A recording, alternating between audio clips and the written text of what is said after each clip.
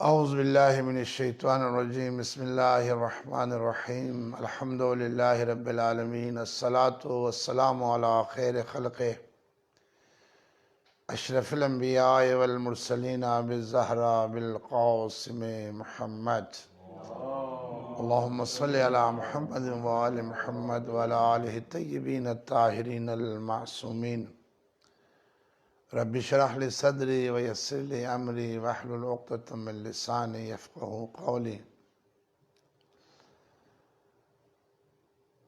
قال اللہ تبارک و تعالی هل جزاء الاحسان الا الاحسان۔ بہت ہی قابل صدر گرامی، مرکزی ادارہ حسینیہ ٹرسٹ گجرات کی جانب سے ہم آپ کی خدمت میں ماہ مبارک رمضان کی ساعتوں میں انسان کی جو روحانی غذا اس ماہ مبارک رمضان نے خالق نے عطا فرمائی ہے، اس کو مزید تقویت دینے کے لیے، اس لیے کہ ماہ روزہ انسان کے جسم کو بھی روح کو بھی صوموا تصحوا، آیے قرآن بھی ہے کہ تم روزہ رکھو تاکہ تمہیں صحت نصیب ہو، تمہارا جسم بھی صحیح و سالم ہو۔ یہ ماہ مبارک رمضان کا روزہ ہمارے جسم کی تمام بیماریوں کی شفا اسی ایک روزے میں ہے۔ خالق کائنات نے ہمیں پہلا عشرہ رحمت کے سے موسوم ہوا، اور اللہ کی وسیع رحمت میں ہم نے اس عشرہ اولیٰ میں خدا کی رحمتوں کے طلبگار ہوئے، جس کی رحمت وسع کل شیء، جس کی رحمت نے ہر چیز کو اپنے قدرت میں ڈھانپ رکھا ہے۔ خالق کائنات کے درگاہ میں لاکھ لاکھ شکر ہے کہ ہم ایک عشرہ رحمت کا گزار چکے۔ آج 11واں روزہ، آج سے جو عشرہ شروع ہوگا وہ عشرہ مغفرت ہے، اور اس رب کی درگاہ میں جب رحمتیں ہمارے شامل حال ہو گئی تو اب ہم اپنے تمام گناہوں کی، اپنے تمام کوتاہیوں کی مغفرت مانگیں گے اس رب کریم سے۔ میں اپنے ناظرین محترم سے یہ بات اور خصوصاً نوجوانوں سے تاکید کے ساتھ کہوں گا کہ جو ابھی تک اس ماہ مبارک رمضان میں اپنے آپ کو رحمت و مغفرت کے سمندر میں اگر غوطہ زن نہیں ہوئے، اگر آپ ابھی بھی سیریس نہیں ہوئے، ابھی بھی آپ اس رمضان کی نعمتوں، عظمتوں، برکتوں سے آپ بہرہ مند نہیں ہوئے، تو ابھی بھی وقت ہے۔ ایک عشرہ ہم سے جدا ہوا ہے، ابھی 2 عشرے ہمارے پاس ہیں، تو میرے برادران و خواہران، یہ بہترین موقع ہے، بہترین فرصت ہے کہ ہم اپنے رب کی درگاہ میں اپنے گناہوں کی بخشش مانگیں۔ اللہ کے ہم مہمان ہیں، اس میزبان کی درگاہ میں اپنے ہر گناہ کا اقرار کریں اور اس سے ان کی برکتوں اور عنایتوں کے طلبگار ہوں۔ ہمیشہ ہم ان دروس میں روزانہ کی دعا، جو ہر دعا اپنا ایک موضوع رکھتا ہے، ایک عنایت ہے، ایک عطا ہے، تو آئیں آج ہم 11ویں ماہ مبارک رمضان میں اپنے رب کی درگاہ میں ہم کیا مانگ رہے ہیں۔ بسم اللہ الرحمن الرحیم، ماہ مبارک رمضان کے 11ویں دن کی دعا۔ اللہم حبب الی فیہ الاحسان وکرہ الی فیہ الفسوق والعصیان وحرم علی فیہ السخط والنیران بعونک یا غیاث المستغیثین۔ خالق کائنات کی درگاہ میں ہم گناہگاروں کی التجا یہ ہے کہ اللہم حبب الی فیہ الاحسان، خدا بندہ میرے لیے آج کے دن میں احسان اور نیکی کو محبوب بنا دے، یعنی احسان کرنا، کسی پہ بھلائی کرنا میرے لیے محبوب بنا دے کہ میں ہمیشہ لوگوں پہ احسان کروں۔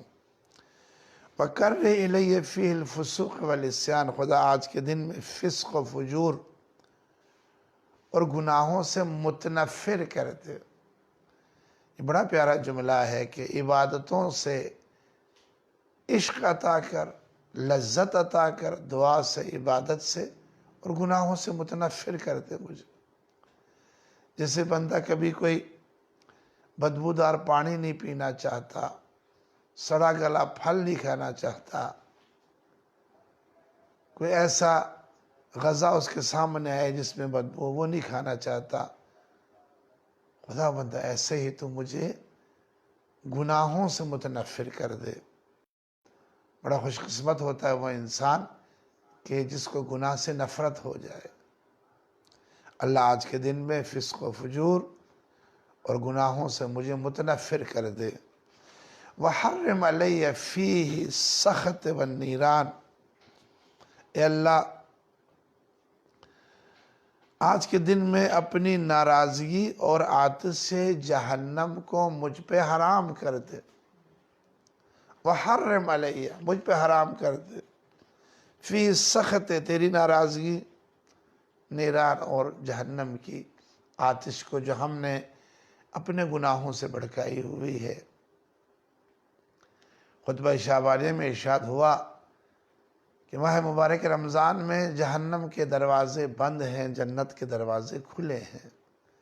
اتنی عبادت کرو، خدا کو اتنا راضی کرو کہ جہنم کے دروازے بند رہ جائیں اور جنت کے دروازے کھلے رہ جائیں۔ اب میں 10 روزے رکھنے کے بعد میں اپنے رب سے یہ سوال، یہ التجا کر رہا ہوں کہ میرے مولا فسق و فجور اور خصوصاً جس میں تیری ناراضگی ہو، جس عمل سے تو ناراض ہوتا ہو، خدا بندہ اس کو اور آتش جہنم کو مجھ پہ حرام کر دے۔ یہ جو ہم دعا یا علی ہو، یا عظیم ہو، یا پڑھتے ہیں، بات فی من، یہ سب پہ احسان کرنے والے مجھ پہ یہ احسان کر۔ رغبتی من النار، اے اللہ میری گردن کو جہنم کی آگ سے آزاد کروا دے۔ تو آج کی دعا میں میرے اللہ جہنم کی آگ کو مجھ گناہگار پہ حرام کر دے۔ بیاؤ نکاح نہیں ہو سکتا یہ سب کچھ مجھے، بیاؤ نکاح جب تک تیری مدد نہ ہو، اس لیے کہ تو کیا ہے، یا غیاث المستغیثین، اے فریاد کرنے والوں کے فریاد رس، فریاد کی جا سکتی ہے اور تو ہی ہمارا بیاؤ کا مددگار ہے، اعانت کرنے والا ہے۔ آج کے ہمارے موضوع مجھے بڑی خوشی ہے کہ ہمارے برادران و خواہران مجھ ناچیز کو اس گفتگو کو سماعت فرماتے ہیں۔ اللہ پاک نے اس وقت ناظرین محترم میرے ملک اور ملک سے باہر اس ہمارے درس کو سماعت فرما رہے ہیں، خداوند کریم ان سب کو، ان 10 اور آج کی دعا، یہ تمام دعاؤں کی برکتیں، نعمتیں عطا فرمائے۔ آج کا جو عنوان بنے گا وہ احسان اور نیکی کو دوست رکھنا۔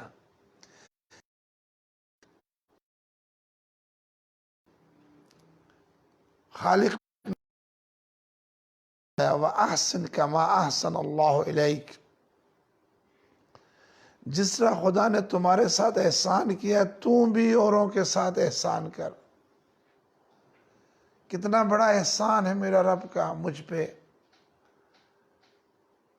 خدا کا شکر ادا کریں کہ ہم کسی کافر کے گھر پیدا نہیں ہوئے، کسی کہ کسی گاؤ ماتا کے پوجنے والے کے گھر پیدا نہیں ہوئے. خدا کا احسان ہے ہم پہ.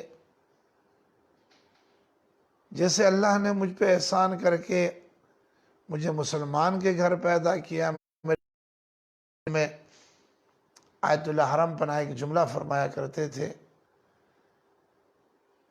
کہ کیا کرتے تھے آپ شکر کے 2 سجدے کریں، ایک نہیں 2 سجدے کریں. ایک سجدہ اس لیے کہ خدا بند تو نے مجھے مسلمان کے گھر پیدا کیا. دوسرا سجدہ کہ تو نے مجھے دنیا میں ولائے علی والا بنایا. علی کی ولا یہ کائنات کی ساری نعمتوں کو اکٹھا کیا جائے تو اس نعمت آخر کا نام ولائے علی. میرے مومنین و مومنات، خدا کا شکر ادا کریں. آپ کے والدین نے آپ کو کچھ بھی نہ دیا ہو،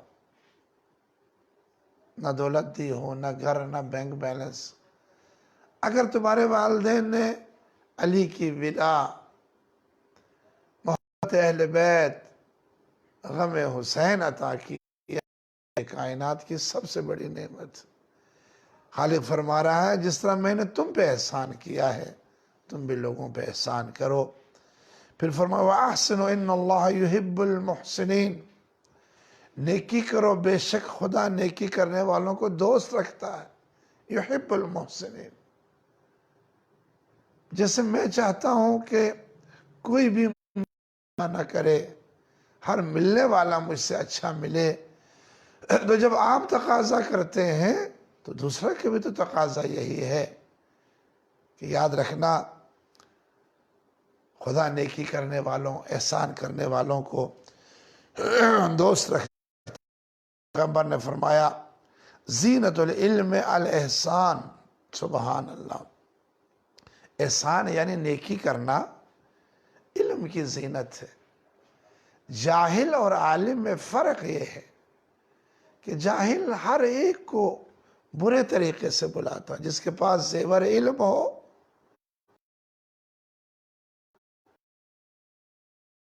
تو ادب سے بلائے گا، سلیقے سے. علم کی زینت ہے احسان. پہلے مولا علی بن ابی طالب علیہ السلام نے فرمایا الاحسان محبت. ارے نیکی کرنا محبت ہے. پھر فرمایا احسان نیکی کرنا غنم غنیمت ہے.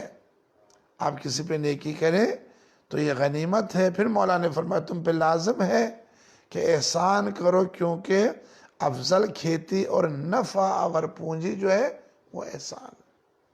آپ کسی پہ احسان کریں تو سمجھ لیں کہ آپ نے اس کو اپنا غلام بنا لیا ہے. پھر میرے مولا فرماتے ہیں بالاحسان تغمد الذنوب. یہ گناہوں کو ڈھانپ لیا جاتا. اگر آپ کسی پہ احسان کریں گے تو جیسے بندہ ایک لبادہ یا لباس ہمارے عیبوں کو، بدن کے عیبوں کو چھپا دیتا ہے، احسان انسان کے گناہوں کو چھپا دیتا. آپ کسی پہ احسان کرو گے خالق تمہارے عیبوں کو ڈھانپ دے گا. پھر میں راس الایمان الاحسان الی الناس. پھر میرے مولانا نے ایمان لوگوں کے ساتھ احسان کرنا ہے. بہترین ایمان کیا ہے کہ لوگوں پہ احسان کیا جائے. نعمت دار المعاد الاحسان الی العباد. فرمایا معاد یعنی آخرت کا بہترین زاد راہ بندگان خدا پہ احسان کرنا ہے. زاد راہ بھی مرنے کے بعد جو چیز ہمارے لیے یہ بہترین زاد راہ بنے گی وہ لوگوں پہ احسان کرنا ہے. پھر فرمایا زکوٰۃ الظفر الاحسان. کامیابی فتح کی زکوٰۃ احسان ہے. اسی لیے فرمایا نا ہر چیز کے لیے ایک زکوٰۃ ہوتی ہے. بدن کی زکوٰۃ روزہ ہے. تو فرمایا کامیابی اور فتح احسان ہے. احسان اور محبت کیا ہے؟ فرمایا الاحسان المحبت. اصل میں احسان ہی محبت ہے. اگر آپ کسی سے محبت کرنا چاہ رہے ہیں تو اس پہ احسان کریں. محبت کا سبب احسان ہے. پھر فرمایا اس کے احسان زیادہ ہوتے ہیں اس کے خدمتگار اور معاون بھی زیادہ ہوتے ہیں. میرے مولا کا عجب جملہ ہے. آپ اپنے گاؤں میں دیکھ لیں، اپنے ملک میں دیکھ لیں، اگر کوئی بندہ بہت زیادہ احسان کرنے والا ہے تو لوگ اس کے پیروکار ہوتے ہیں، لوگ اس کے خدمت گزار ہوتے ہیں. جناب چوئی صاحب دا بڑا احسان ہے، جناب راجہ صاحب دا ساڑھتے بڑا احسان ہے. جو بھی احسان کرنے والا ہوتا ہے مولا فرماتے ہیں کہ اس کے خدمتگار اور اس کی مدد کرنے والے معاون بہت زیادہ ہوتے ہیں. الاحسان یسرق الانسان. سبحان اللہ. آپ کسی پہ احسان کریں، آپ اس کو گویا ایسے جیسے غلام بنا لیا ہے. احسان انسان کو غلام بنا دیتا ہے. پھر فرمایا بالاحسان تم لکھ کے ذریعے دلوں پر حکومت کی جاتی ہے. سبحان. یہ جملہ خصوصاً میرے نوجوانان محترم، ہمارے ائمہ کا جہاں تمام چیزیں ایک سے ایک چیز ہمارے اماموں میں بہتر، ان میں سے بہترین چیز ائمہ کا احسان ہے. احسان اس فرمان کے مطابق کہ احسان کے ذریعے دلوں پر حکومت کی جا سکتی ہے. تو آپ کو پتا ہے ہارون رشید نے کاظم علیہ السلام سے بڑے فرق ہے. آپ بھی لوگوں کے خلیفہ ہیں، ہم بھی ہیں، آپ بھی رہبر ہیں، ہم بھی ہیں، کیا فرق پڑا؟ تو میرے ساتویں امام نے ایک جملہ کہا تھا، ہارون رشید سن لے، تمہاری بادشاہ، تمہاری خلافت اور ہمارے امامت میں فرق یہ ہے کہ تم لوگوں کے سروں پہ حکومت کرتے ہو، ہم لوگوں کے دلوں پہ حکومت کرتے ہیں. ہمیں لوگ دل سے، اس لیے کہ دل سے وہ قبول کرتا ہے جس پہ احسان کیا جائے. فرمایا اگر کوئی برائی بھی کرے، احسن الیہ مسیئتم لکھو. مولا امیر المومنین علی بن ابی طالب علیہ السلام نے فرمایا برائی کرنے والے کے ساتھ احسان کے مالک بن جاؤ گے. میں پچھلے دنوں اپنے برادران سے ایک واقعہ پیش کر رہا تھا کہ ایک مسجد بن رہی تھی، اس کے لینڈر ڈال گیا تو 2 لاکھ کی پیسے کی ضرورت تھی. ہر ایک سے چندہ لے لیا. تو اسی محلے میں ایک بہت امیر لیکن بے انتہا بد اخلاق اور کنجوس، اس لیے کہ جس کے پاس پیسے ہوں وہ پیسے اس کی جان تو نکال سکتے ہیں، پیسے نہیں نکال سکتے. صاحب یہ ایک بندہ ہی ہے، یہ سیٹھ صاحب ہی ہے کہ اگر لینڈر پڑتے ہوئے خدا نخواستہ رک جائے تو پھر 2 لاکھ کی ضرورت تھی. دروازہ کھٹکھٹایا، باہر نکلا تو اس مسجد کے مولانا صاحب نے کہا ہم آپ کے درگاہ میں آئے ہیں، بڑے ادب سے. تو وہ جتنا بد اخلاق تھا پورا محلہ جانتا تھا. تو اس نے کہا پھر ہاتھ آگے کرو. اس نے دایاں ہاتھ آگے کیا تو اس نے اس کے ہاتھ پہ تھوک دیا. جب تھوک دیا، چونکہ جس کے پاس علم ہوتا ہے، جس کے پاس علم ہوتا ہے، اس نے اس کو اپنے سینے پہ مل کے کہا سیٹھ صاحب یہ تو میرے حصے کا ہو گیا، اب یہ دوسرا جو ہے نا یہ خدا کے لیے دے دے.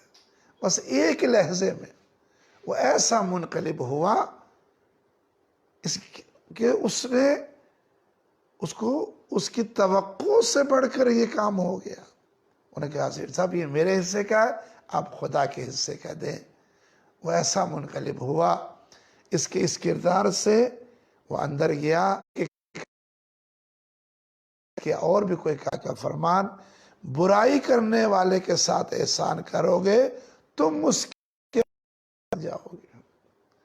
برائی کا بدلہ برائی سے نہیں بلکہ احسان کے ساتھ کریں. المحسن حی وَإِن نَقَلَ إِلَى مَنَازِلِ الْأَمْوَاتِ. محسن یعنی نیکی کرنے والا زندہ ہوتا ہے، خواہ وہ کی منزل میں یا منتقل ہو چکا ہے، وہ دنیا سے چلا بھی جائے، محسن پھر بھی زندہ ہی ہوتا ہے۔ پھر فرمایا، مولا فرمایا محسن وہ ہوتا ہے جس کا لوگوں پر احسان عام ہوتا ہے، یہ نہیں کہ رشتہ اپنوں کو دے، جو ہر ایک کو اسے محسن کہا جاتا ہے۔ اور قرآن کا یہ فرمانا، ان احسنتم احسنتم لانفسکم وان اساءتم فلہا، سورہ بنی اسرائیل میں ارشاد ہوا، اگر نیکی کرو گے تو اپنے آپ سے بھلائی کرو گے، اور اگر بدی کرو گے تو بھی آپ ہی سے کرو گے، اچھائی اپنے لیے ہے۔ تو کسی پہ احسان اور برائی کرے وہ، مولا کا فرمان ہے اگر نیکی کرو تو اپنی عزت کرو، اور اپنے ساتھ ہی احسان کرو گے، اور اپنی برائی کرو گے تو اپنی رسوائی کرو گے، اور خود اپنے آپ کو نقصان پہنچا۔ اسی قرآن کی آیت کی تفسیر کی ہے مولا نے، اچھائی کر کے خود اچھائی اپنے لیے کی ہے۔ اور دنیا میں احسان کے ثمرات پھر قرآن نے فرمایا للذین ودار الآخرت خیر، جن لوگوں نے نیکی کی ان کے لیے اس دنیا میں بھی بھلائی ہے، اور آخرت کا گھر تو ان کے لیے اچھا ہی ہے۔ میرے برادران، آج کی اس گفتگو میں نیکی کیا ہے اور احسان کیا ہے جس کو نیکی کہا جاتا ہے، اس پہ آپ کی خدمت میں آیہ قرآن اور فرمان ائمہ آپ کی خدمت میں عرض کیا۔ قرآن میں ہر جزاء الاحسان الا الاحسان، احسان کا بدلہ یہ ہے کہ احسان نہیں کیا جائے۔ کل کا دن ایک عظیم ہستی جناب خدیجۃ الکبریٰ ام المومنین، ان کی رحلت کا دن تھا، اور ہمارے یہاں ذکر بھی ہوا اور شب مجلس بھی ہوئی۔ میں اب جو جملہ آپ کی خدمت میں عرض کرنا چاہ رہا ہوں، اگر عام ایک گناہگار انسان کسی پہ احسان کرے تو حل جزاء الاحسان الا الاحسان، احسان کا بدلہ۔ تو میں اپنے اس درس کے ذریعے، اس میڈیا کے ذریعے سوال کرنا چاہ رہا ہوں اہل علم سے، اہل فکر سے، کہ اگر کسی نے بندے پہ احسان کیا ہو تو اس پہ احسان کرنا چاہیے، لیکن جس نے خدا پہ احسان کیا ہو، خدا پہ احسان سے کیا مراد ہے؟ خدا کے اس دین پہ جس کا نعرہ مکے میں میرے نبی نے قولوا لا الہ الا اللہ تفلحوا کہہ کے لگایا، سارا مکہ جو امین و صادق و امین کہتا تھا، پتھر مارنے لگے۔ 3 سال شعب ابی طالب میں جہاں درختوں کی چھال تک کھانی پڑی، اور اسی سے جناب خدیجہ کی رحلت ہوئی ہے۔ لیکن یہ آج ٹی وی کے چینلوں پہ بہت زیادہ ایمان ابو طالب پہ گفتگو ہوتی ہے، تو یہ ناچیز بھی ایک بات عرض کرنا چاہتا ہے، اے ابو طالب کے ایمان اتنی دلیلیں دینے والوں، مجھے یہ تو بتاؤ کہ میرے رسول کا نکاح خواہ کون ہے؟ اور اگر تمہارے بقول ابو طالب نے کلمہ نہیں پڑھا، تو جس جنگ میں بھی، جس حرب میں بھی، جس میدان میں بھی میرا مولا علی گئے تو اس نے اپنا تعارف کیا کروایا ہے؟ انا علی ابن ابی طالب، میں وہ علی ہوں جو ابو طالب کا بیٹا ہے۔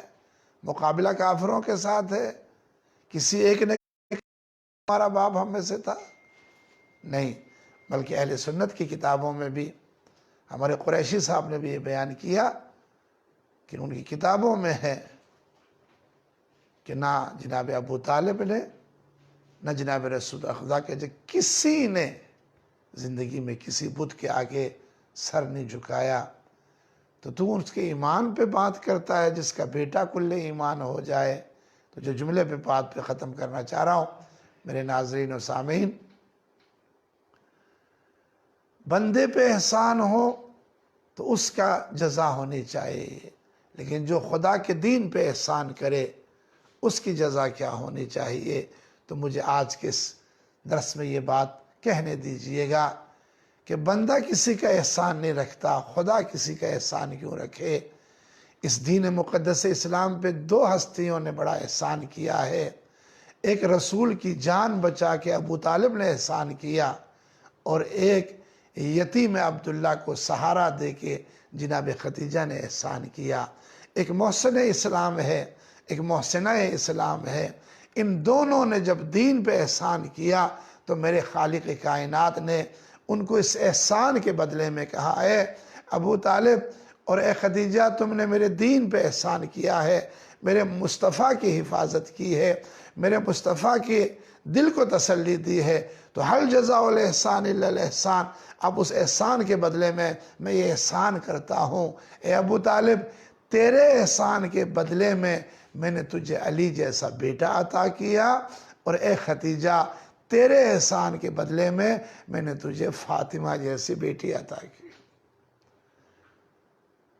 اس کا علی جیسا بیٹا خدا نے احسان، حل جزاء الاحسان الا الاحسان کے اس بدلے میں دیا ہو، زہرا جیسی بیٹی دی ہو، اور آج پوری دنیا میں اگر کسی کی اولاد زندہ ہے تو وہ زہرا اور علی کی اولاد ہے۔ خداوند ارحم الراحمین ہمیں بھی اپنی زندگی میں کرنے کی توفیق عطا فرمائے، اور خداوندہ ہر قسم کے فسق و فجور اور اللہ کی تمام ناراضگی کے کاموں سے دور رہنے کی توفیق عطا فرمائے۔ اور آخری جملہ تھا، یا غیاث المستغیثین، اے فریاد کرنے والوں کے فریاد رس۔ آج ہماری فریاد یہی ہے، میرے رب، کورونا کے وائرس نے ہمیں گھیر لیا ہے، تو نے ہم پہ اتنے احسان کیے، ہم نے گناہوں پہ گناہ کیا ہے۔ میرے رب العالمین، تجھے ان دونوں ہستیوں کا صدقہ، ابو طالب و خدیجہ کا صدقہ، خدا مدہ اس نے فرما۔ اور یہ دوسرا عشرہ ہے، گھروں سے باہر نکل نہیں سکتے، ایک وبا نے آ گھیرا ہے۔ اے غیاث المستغیثین، فریاد کرنے والوں کے فریاد رس خدا، تو ہماری خطاؤں کو معاف فرما، اس لیے کہ آج جناب سیدہ اپنی ماں کے بغیر ہے۔ ساری دنیا رسول پہ روتی ہے، علی پہ روئے، زہرا پہ روئے۔ آج اے میرے مومنین و مومنات، آج رسول بھی، زہرا بھی، علی بھی اگر رو رہے ہیں تو خدیجہ پہ رو رہے ہیں۔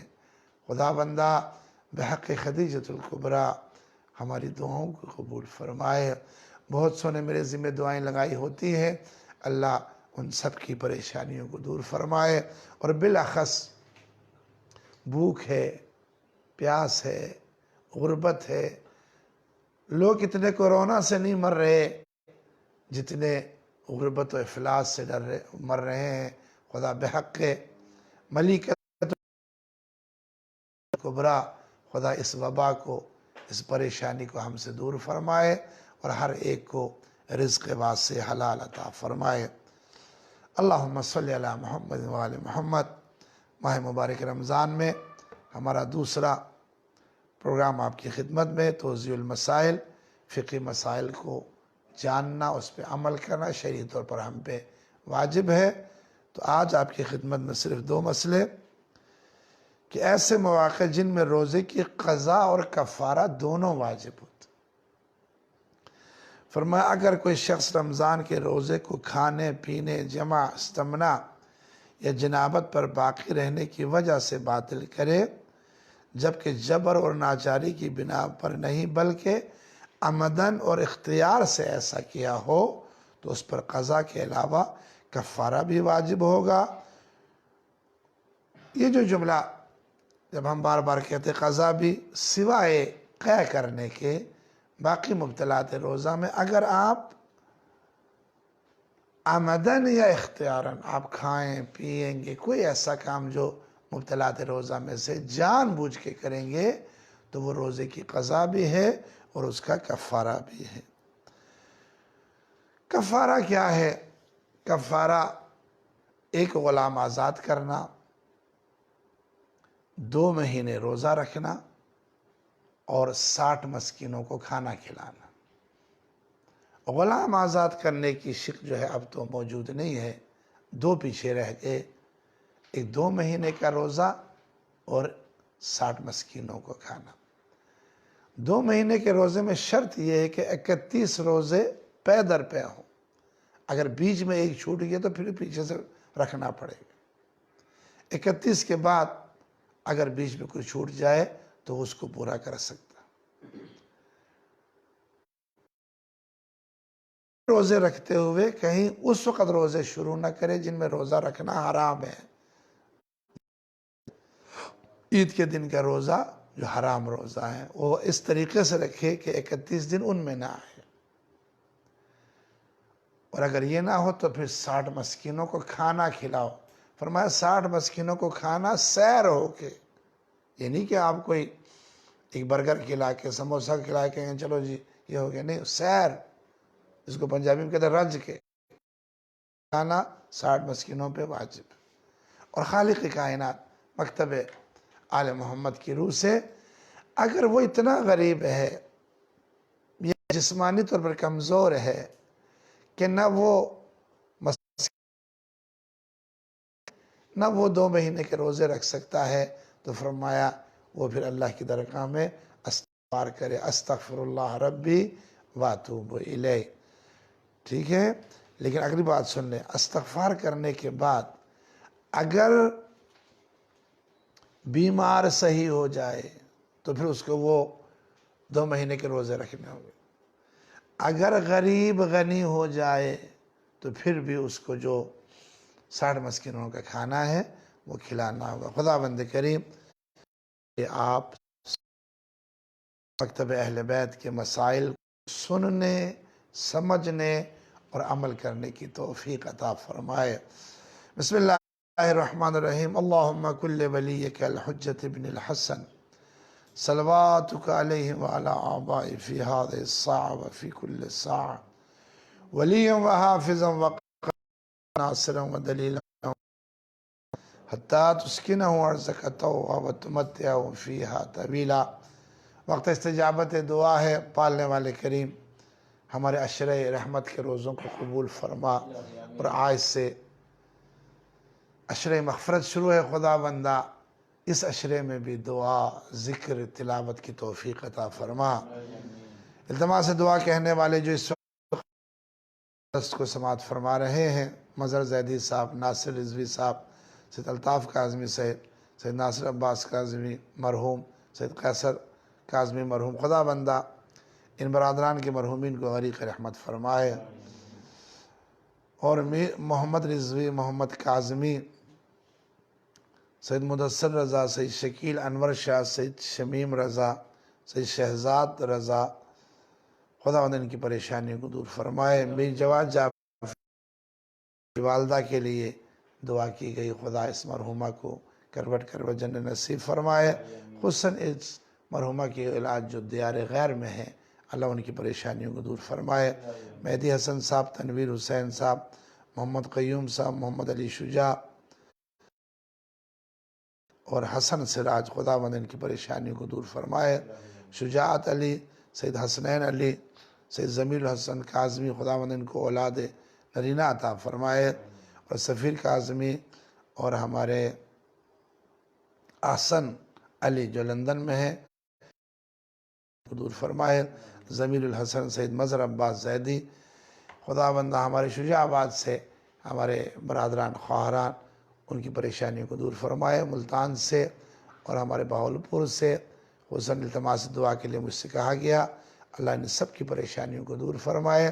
اس وقت جو ناظرین ہمارے اس پروگرام کو سماعت فرما رہے ہیں، اللہ تیری درگاہ میں ہم سب کی دعا ہے کہ خداوندہ سوائے غم اہل بیت کے کوئی غم نصیب نہ فرمائے، اور آج کی دعا کی روح سے اللہ ہمیں ہمیشہ احسان کرنے کی توفیق عطا فرمائے، اور اس کائنات کے سب سے عظیم فرزند زہرا، فرزند خدیجہ الکبریٰ، امام زمانہ کا جلد از جلد ظہور فرمائے، اور اس وبا کو، اس بلا کو ہم سے دور فرمائے۔ والسلام علیکم ورحمۃ اللہ وبرکاتہ۔